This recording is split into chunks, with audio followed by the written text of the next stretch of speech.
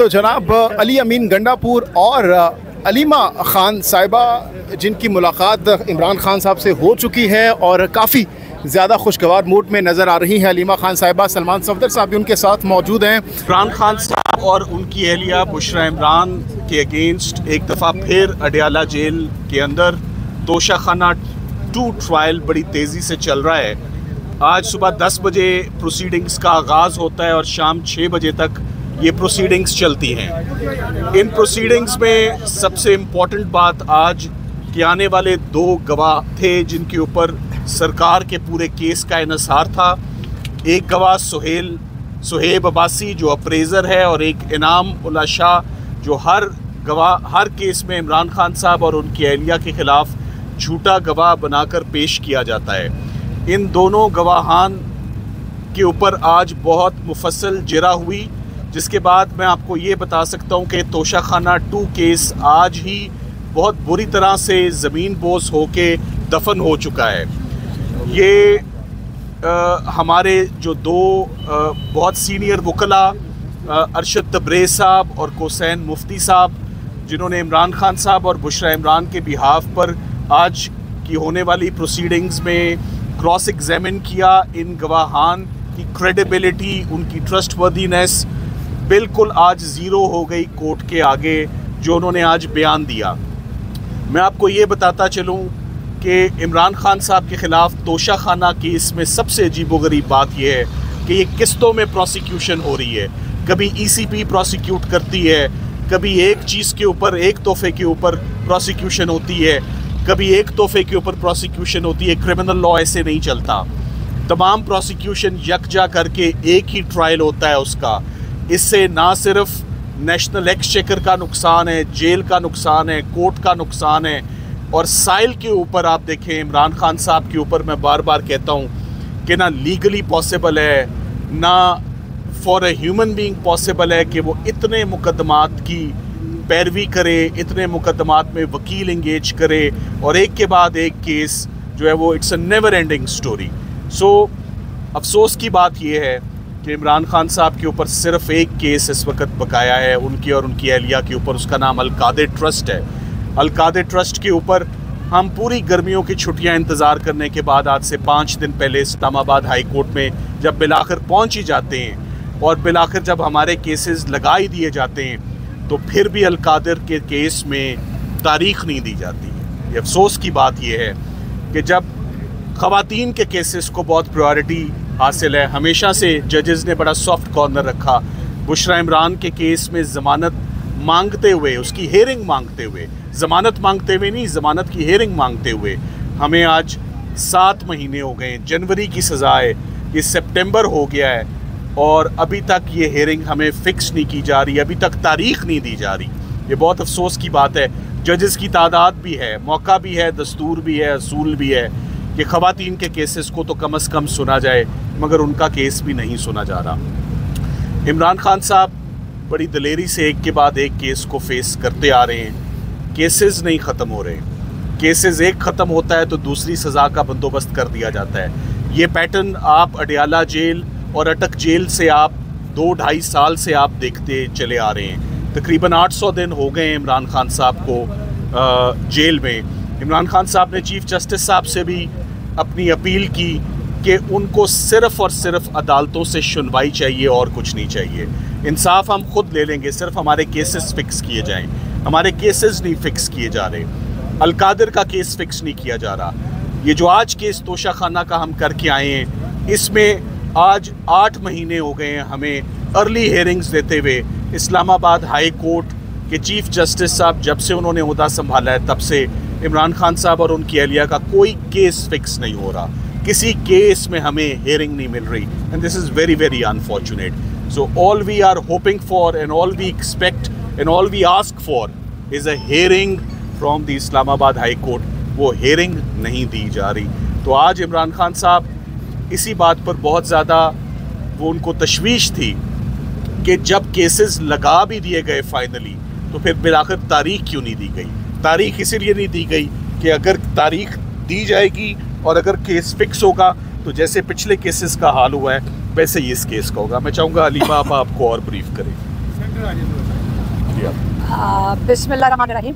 अभी जो सलमान सर ने आपको बताया केस का, उसका मैं इमरान खान का पैगाम जो है, जो मैं देने आती हूँ और पहले भी हम देते आए हैं पिछले 2 साल से, वो सिर्फ इमरान खान का पैगाम है। उन्होंने हमें हदायत की है कि अपना मेरा पैगाम आप तक मीडिया तक पहुँचा दें। आज इमरान खान ने वाज़ेह तौर पे ये बात की और आपने सलमान सफदर से भी सुन ली होगी कि आज जब केस ख़त्म हो गया था, जो गवाह एक झूठा साबित हो गया है, तो उसकी उनसे पूछा कि उसका क्या सज़ा होती, कितने साल सज़ा है? 7 साल सज़ा। 7 साल। झूठ बोलने के ऊपर 7 साल सज़ा गवाह को मिलनी चाहिए थी। उल्टा इमरान खान का केस फिर भी चल रहा है। आज तो ख़त्म हो जाना चाहिए था। जज साहब को तो उसी वक्त कहना चाहिए था केस ख़त्म हो गया। इस पे इमरान खान ने आज कहा है कि इस वक्त इमरान खान का ट्रायल सिविल ट्रायल नहीं चल रहा, इस वक्त इमरान खान का ट्रायल मिलिट्री ट्रायल चल रहा है। वहाँ पे 2-3 मीडिया के लोग आते हैं जिनको बेचारे इस वक्त तो उनको इजाज़त ही नहीं कोई सवाल करें या बात करें, तो इमरान खान की बात कोई बाहर मीडिया के थ्रू अगर उन्होंने बात भी आजकल करते हैं तो नहीं आती है। इससे वो हमें कहकर भेजते हैं। उन्होंने कहा इस वक्त मेरा मिलिट्री ट्रायल चल रहा है, ये बिल्कुल सिविल ट्रायल नहीं है। कहते हैं कि जो कुछ उनके हकूक़ हैं, जो जेल के कवानीन के मुताबिक, जो पाकिस्तान के कवानीन के मुताबिक, वो भी सहूलियात बुशरा बीबी और इमरान खान को जेल में नहीं मिल रही हैं। एक वो आइसोलेशन में है, उनकी सारी मुलाकातें बंद कर दी गई हैं, किसी को उनसे मुलाकात करने की इजाज़त नहीं है और ये जेल के कवानीन के ख़िलाफ़ है। दूसरी बात उन्होंने की अफ़गानिस्तान के ऊपर। उन्होंने कहा जो ऑपरेशन चल रहा है, जो हमारे इलाकों में ऑपरेशन चल रहा है, उन्होंने 3 पॉइंट्स बताए। उन्होंने कहा देखें, अगर आपने अमन लाना है, इसमें 3 लोगों का शरीक होना बहुत ज़रूरी है। एक अफ़गानिस्तान की हुकूमत, दूसरा अफ़गानिस्तान के लोग और तीसरा हमारे इन इलाकों के लोग जहाँ पे ऑपरेशन कंडक्ट किया जा रहा है। इन सब को मिलकर, इन सब को साथ लेकर जब तक नहीं चलेंगे, कोई ऑपरेशन किसी दहशतगर्दी के ख़िलाफ़ कामयाब नहीं हो सकता। उन्होंने ये कहा कि पहले आपने जो अफ़गानिस्तान के साथ कर रहे हैं, ये 9 मई की तरह ये फॉल्स फ्लैग है, क्योंकि पहले आपने लोगों को धक्के दे के यहाँ से पाकिस्तान से निकाला। वो लोग जो आपका ना दीन और ना इंटरनेशनल रेफ्यूजीज़ के जो कानून हैं वो इजाज़त देते हैं कि आप तीन नस्लों से यहाँ बैठे हुए जो हमारे मुहाजिरीन थे, हमारे मुसलमान भाई थे, वो उनको आपने ज़बरदस्ती शॉर्ट नोटिस पे आपने उनको कहा पाकिस्तान से निकल जाएं। उन्होंने कहा हमारे अहलकार शहीद हो रहे हैं, हमारे पुलिस के अहलकार शहीद हो रहे हैं, हमारे फ़ौजी हैं, जो सिक्योरिटी फोर्सेस वाले हैं, वो शहीद हो रहे हैं और बेगुनाह लोग भी शहीद हो रहे हैं। ये तरीक़ाकार ऑपरेशन से अमन नहीं आता, अमन बातचीत से आता है। इसलिए उन्होंने रिक्वेस्ट किया और हमने उनको बताया था कि आपके MNAs और MPs भी आज आपके यहाँ कोर्ट हियरिंग के लिए आए हैं। तो उन्होंने कहा मैं चाहूँगा कि सारे KP के MNAs और MPs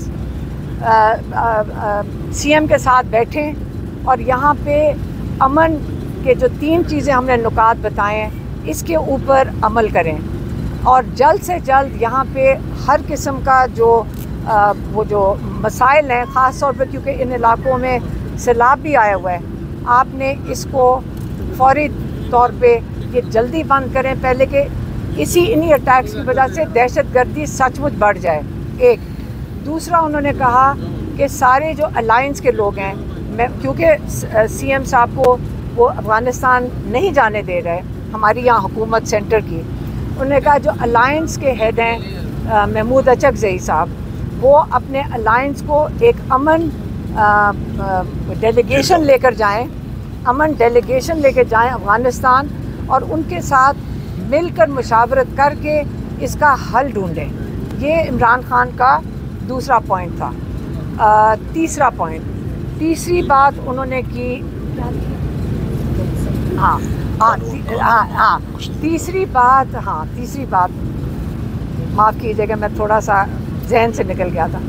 तीसरी बात उन्होंने बात की पाकिस्तान में, उन्होंने कहा कि पहले हमारा मैंडेट चोरी हुआ, हमने फिर भी उन्होंने कहा पहले मेरे पर केसेस हुए, मैंने फिर भी कहा कि मैं कानूनी अपने सारे केसेस अदालतों के सामने मैं फेस करूँगा, मैं अपना इंसाफ अदालतों से लूँगा।